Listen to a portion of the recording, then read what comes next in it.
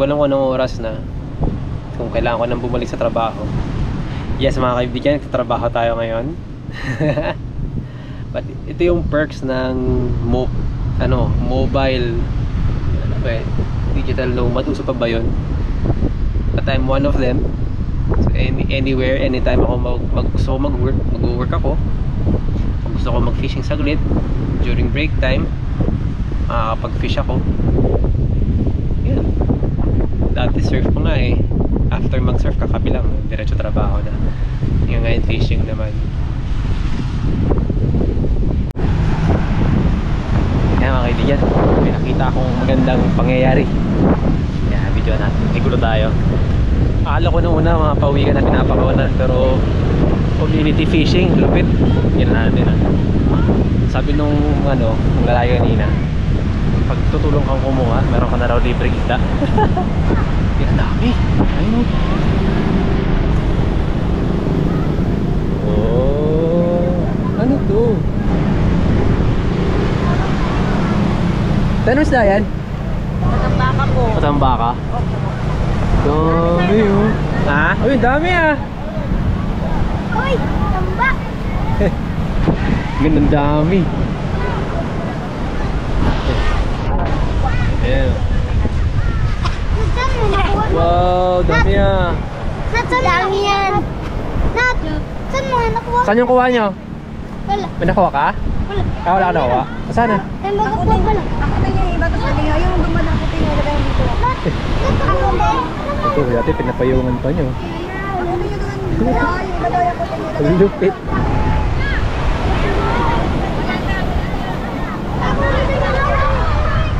Yan.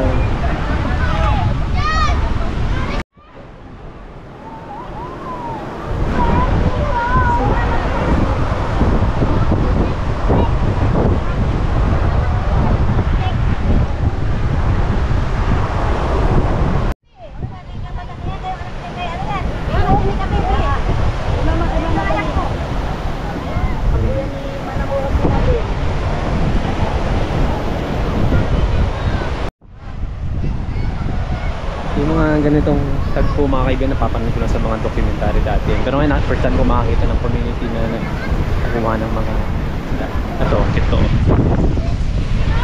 kagigib ng tubig. Diba? Mahugas ng mga isda na nasa buhangin.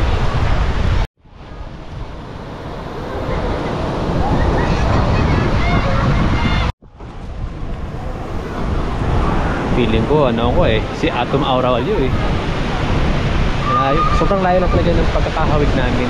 Sobrang layo, pero at least diba, angas min na. Okay na yun, susunod naman. Alright mga kaibigan, morning goods. Another day for fishing.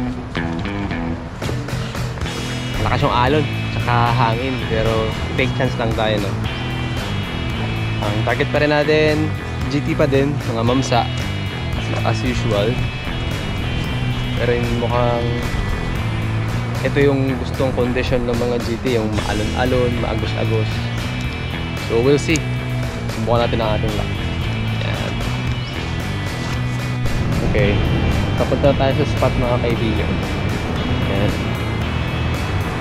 Kung nakikita nyo yung weather condition, and okay, fair yung weather, yung hangin tumigil bigla, pero meron mga splashes. Unlike last time na nandito tayo, sobrang kalma. Ngayon medyo wild yung pasag ng alon sa gilid. Hindi ako sure ako ay grabe, mag-take chance lang, pero susubok lang tayo. Titignan natin, okay? Ngayon mga kaibigan, siyempre para safe ang ating paa, kailangan meron tayong aqua shoes. Yan. Sa TikTok, sa Yellow Basket, meron yan. Mayroon tayong ino-offer. Kung gusto nyo, mura lang to. Ako safe na yung mga paa ninyo. Ayos, diba? Andito na tayo sa spot, Ang ginagawa natin ngayon, obserbahan natin yung basag ng kung hanggang saan. Siyempre kasi ayaw nating maabot tayo ng basag na yan. Kasi wala lang. Kasi may mga na-disgrasya nyo din eh. And iniisip ko lumipat kaagad doon sa kabilang side. Sa may corner na yun. Kasi paglampas mo ng mataas na yan, yung parang tuk-tuk-tuk-tuk na yun, doon tayo nakapahabol ng 2 GT last time. Doon ko lang iniisip. Sarap sana dito, oh, lamig. Kaya lang low tide eh. Sige, subukan natin doon. Baka mas okay doon. Let's go mga kaibigan. Let's hope. Uy, grabe oh. Kita mo yan? Kaboom. Okay. Actually medyo safe naman pala dito. Oh. Basa ka lang pero di ka na mamamatay. Check nga natin. Lapit tayo. Dito banda, tatat ka.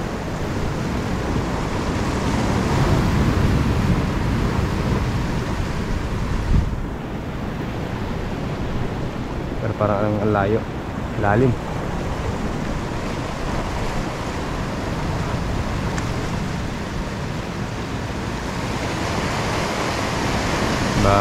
Ayun, kasi meron ka ng layer ng protection dun eh. May batong haharang sa splash.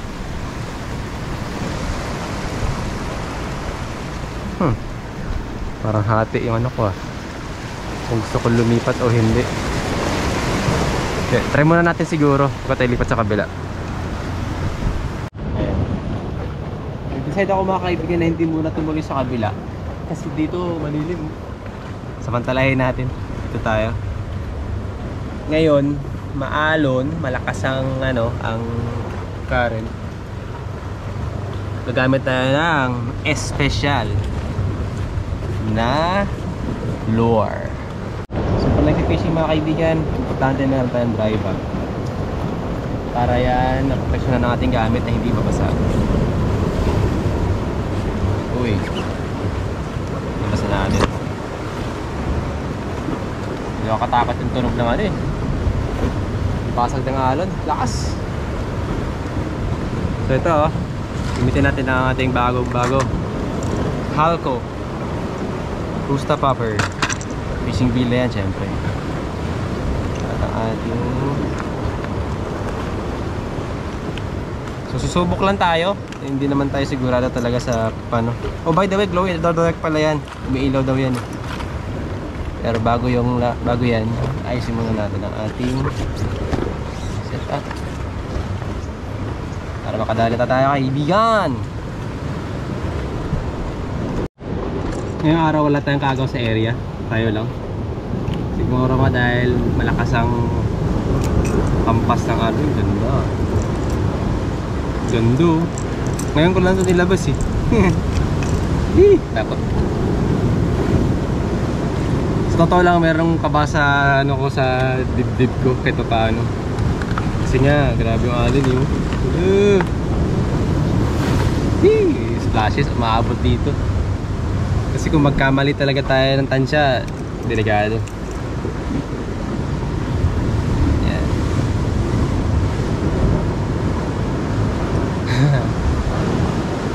Alright, so kaibigan, siyempre magkakas lang tayo sa safe distance, hindi sa alanganin. Siyempre safety first, no? Always think of our safety. Okay. Whoa. Oh my gosh, napakakot men.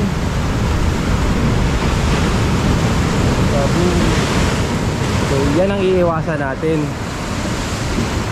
Kapag kinain tayo niyan, GG. Ang lakas nun. So yun, kailangan natin mag-ingat sa area na to. Ilalagay ko lang sa safe na area yung mga gamit. Tapos let's go na. Ready na rin eh. Okay, let's go mga kaibigan. Ayan. Uy, sobra. Sobrahan.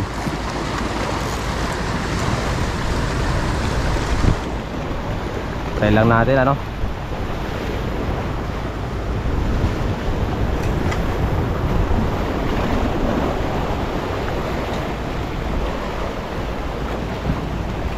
Uy, nice.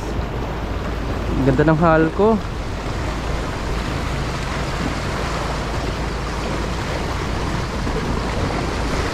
Ano lang talaga sa bato.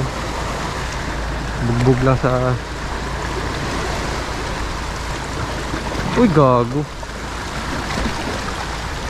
Shit. Yun.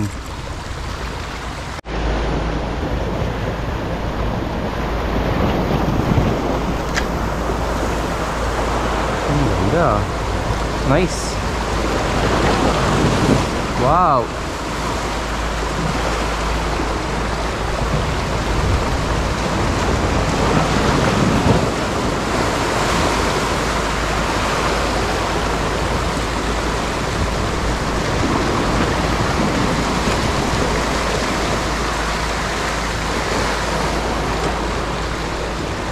Langarin tayo dyan mga kaibigan kasi inaabot yan ng basag. Dala tayo sa safe distance.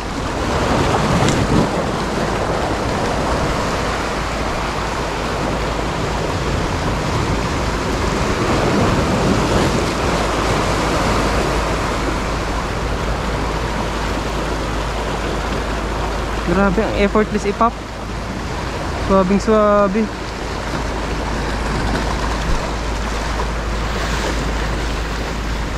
May mga isda na ano, bumalagbag na.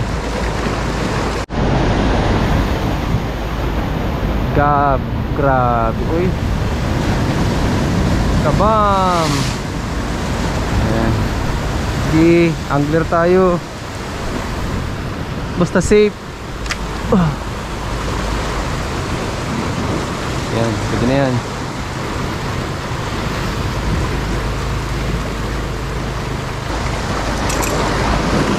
Big wave. Bigger coming. Hindi, di pa siya.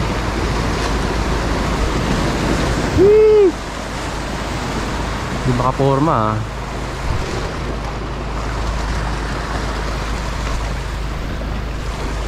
ah.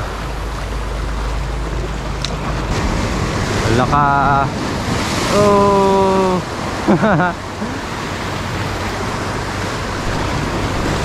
May part pa ba yan?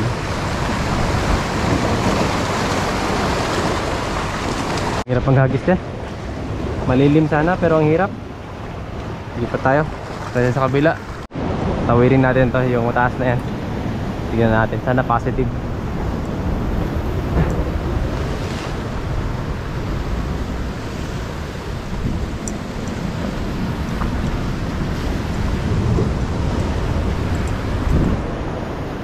Ay, negative, grabe naman. Negative din.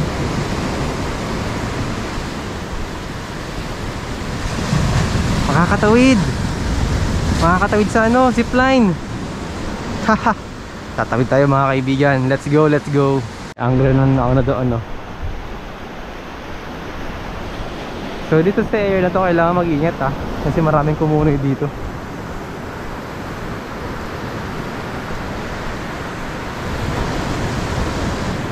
Ngayon tayo nakaspot dito ng maaga-aga. Kasi madalas pag umaga high tide dito eh. Pero mukhang binigyan tayo ng chance. Kasama tayo sa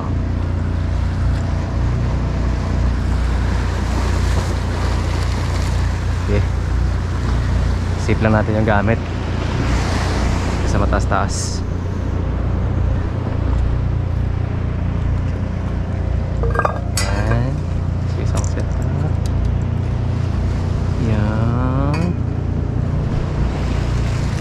Tayo doon. Siwing ba to? Ito pala eh. Tayo. Hindi okay. Sa banda.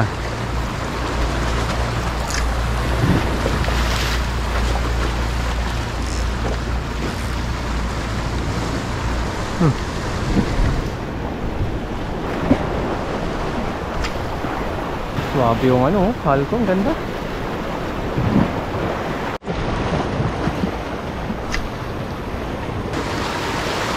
Nga dito, hirap. Tayo dito. Doon medyo wild eh. Pero maganda sa, oh may nag-zipline. Maganda rin sana doon.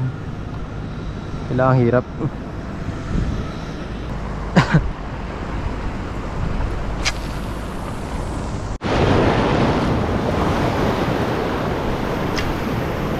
Wala pang paramdam ah. Ang ginagawa natin mga kaibigan, hinahanap natin yung sweet spot, no? Na makakapag-pop tayo ng maayos.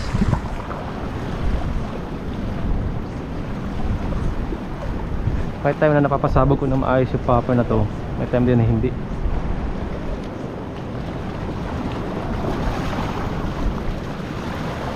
Kaya ngayon, napapasabog ko siya ng maayos.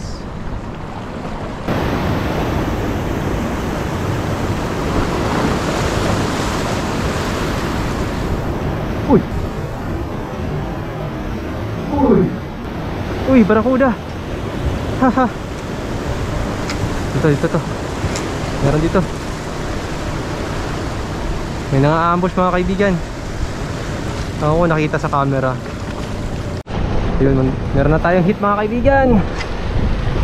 Isang barakuda. Pero lapit eh, doon na ng bante oh. So positive, may chance tayo makahuli. May chance tayo makahuli dahil may barakudang humabol. Sinusubukan natin ulit pakagatin yung barakuda, no? Kaya lang parang di na siya nai-entice. Enticing. Hindi ko alam kung gaano kalaki yung barakuda na yun. Siguro mga ganito din. Wala, di na bumalik yung barakuda. Pero yung maliligaw, tiwala lang kaibigan. Barakuda yun naman. Ay, bluefin. Bluefin.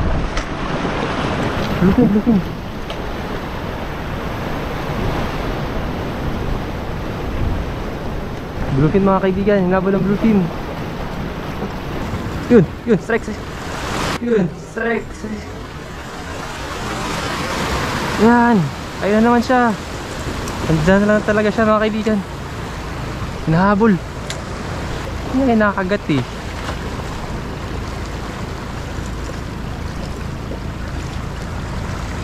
Nakikita niya siguro ako. Mga kaibigan, hindi ko alam kung nakikita nyo yun, no? 4 times or 3 times na hinabol ng isda. Akala ko una barakuda, pero yung pangalawa bluefin trevally na yon. Tapos yung sumunod na dalawa barakuda uli. So positive tayo sa spot. Positive na din. Nabubulol tuloy ako. Positive tayo. Kaya nauuhaw na ako layo ng gamit ko.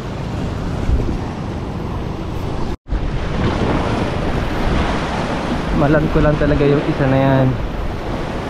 Okay na. Nangyayari kasi nabibitin ako sa sa retrieve eh. Kung kailan nakikita ko na yung isda, doon sila doon sila lumalapit. Anong palikan ng barakuda. Nakikita akong kumikitab-kitab sa ilalim mga kaibigan. Mas malalapad. Mukhang mga GT na to. Water break tayo. Init. Dito hindi ko nakikita masyado yung movement kasi sa lubong sa araw. Sa kabila nakikita ko yung mga mahabol na isda. Dito wala talaga blind ako dito, blind. Malay mo nandito yung hinahantay natin na kagat. Ayan. Tayo muna tayo. So update mga kaibigan, still nothing. Pero 4 times tayong hinabulan ng isda. Kitang kita natin yan. Hindi ko na alam kung kita sa GoPro eh. Pinakauna barakuda, sumunod akala ko barakuda ulit, pero yellowfin trevally. Tapos yung sumunod na dalawa barakuda ulit. Pero hindi sila kumakagat. nabibitin ako sa distance nung ano, nung tubig tsaka nung lupa. Kasi halos ano, iangat ko na lang yung lure, doon sila lumalabas.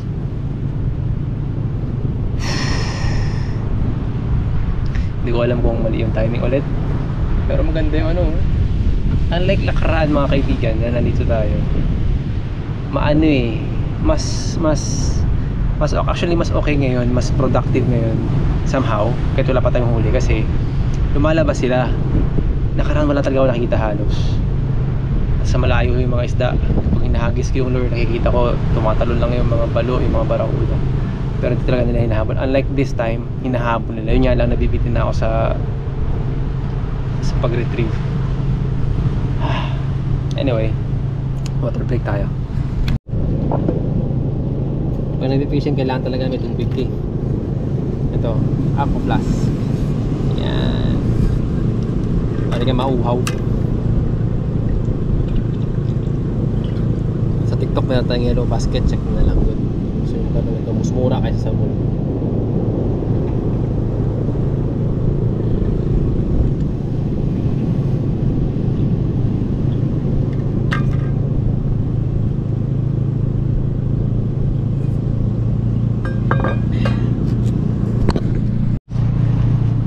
Doon pala sa unahan natin, yung si Kuya.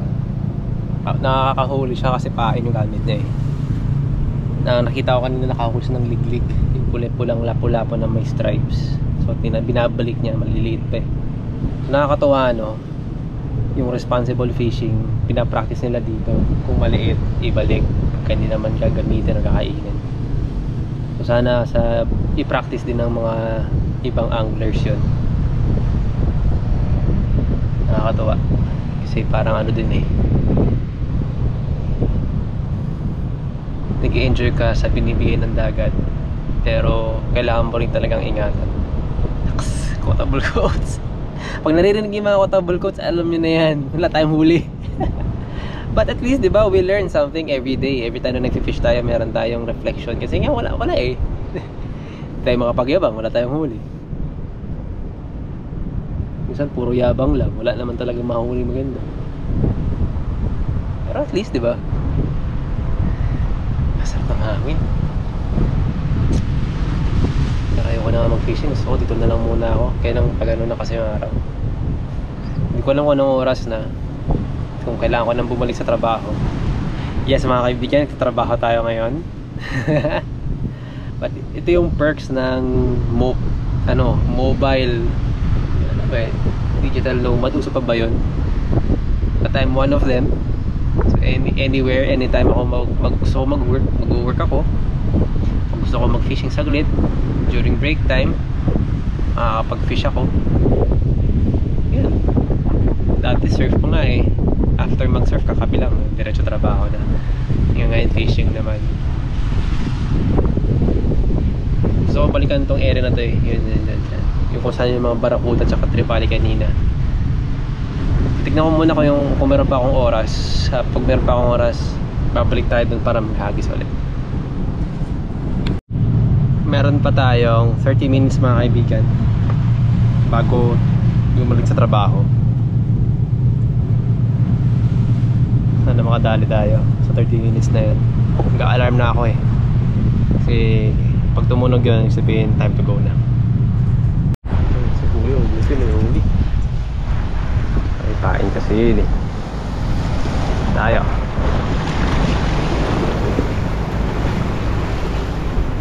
Dito yung mga barakuda kanina eh.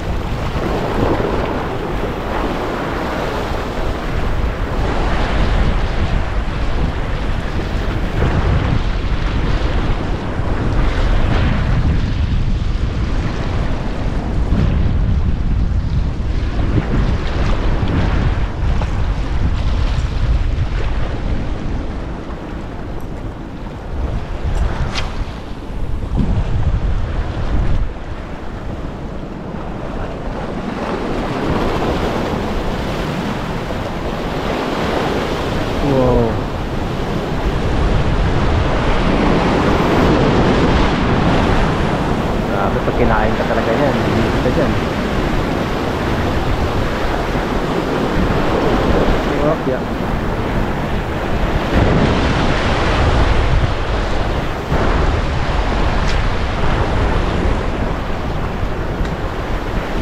Ano pala nun?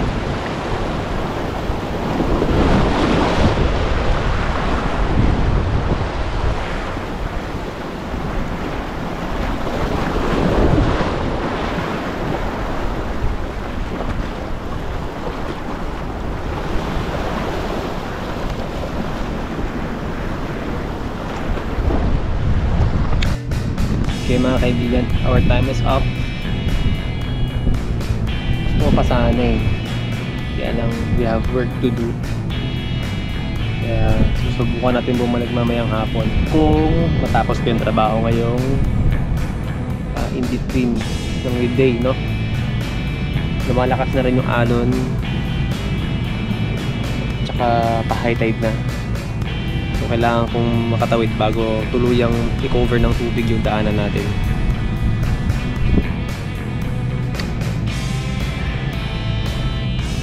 Pero alam mo, hindi siya nakakainis yung wala kang huli. Kasi nakaka-relax talaga yung dagat, yung bawal. Hindi naman tayo nagbigo, hindi naman tayo totally zero na wala nakitang good size fish na humahabol sa lure. At least meron, 4 times pa nga eh. Pero yun, ito talaga yung reality ng fishing. Hindi everyday or hindi every time na mag-fish ka meron kang mahuhuli. Pero that's part of the game kasi. Kaya maraming salamat sa mga patuloy na nanonood. Kahit madalas wala akong huli. Pero yun nga, ito yung game natin, big game tayo. Kaya yung chances na makahuli talaga hindi ganun kataas lagi. But at least every time we fish, nagkakaroon tayo ng chance na makaland. So meron tayong few hits. I'm sure hits yung mga naramdaman natin. Pero one good strike at one good strike wala. But it's okay. That's fishing mga kaibigan. Sige, let's hope for the best. Baka mamayang hapon kaya. Kung hindi, bukas ulit.